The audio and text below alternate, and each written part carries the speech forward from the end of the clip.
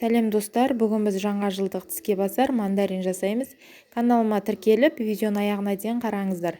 Бізге ол үшін копченый тауық, сәбіз, сыр, майонез, жұмыртқа және дәміне қарай тұз қажет болады. Мен сәбізді, жұмыртқаны барлығын пісіріп, үккіштен өткізіп дайындап қойдым. Енді осылардың барлығын араластырамыз.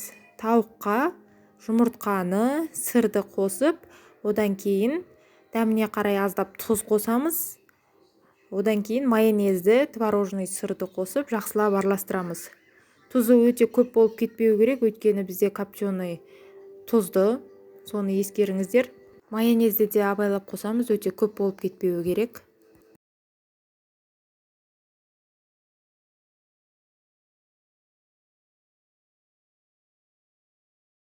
Бәрін жақсылап араластырамыз. Творожный сыр бізде қою болғандықтан ішінде қалып қалмау керек, жақсылап араласу керек.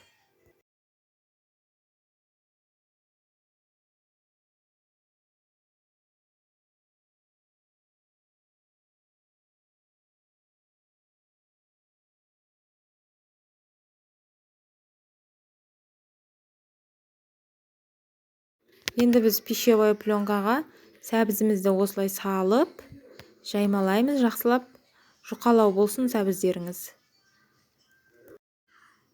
Барлығына жетуі керек, қалыңдау болса аяғына дейін жетпей қалады.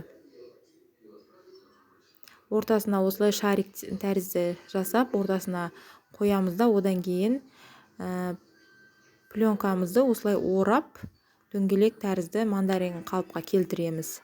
Неке тарелкамызға осылай тізіп қоя береміз шетінен.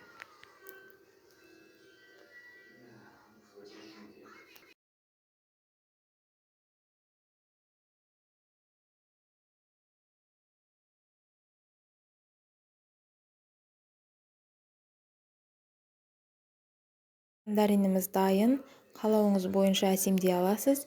Мятадан әр мандариннің үстіне қойып шығуға да болады, немесе осылай салатный листья, укроппен де әдемілеп қоюға болады. Асымыз дәмді болсын. Осы рецепт бойынша жасап көруге кеңес беремін.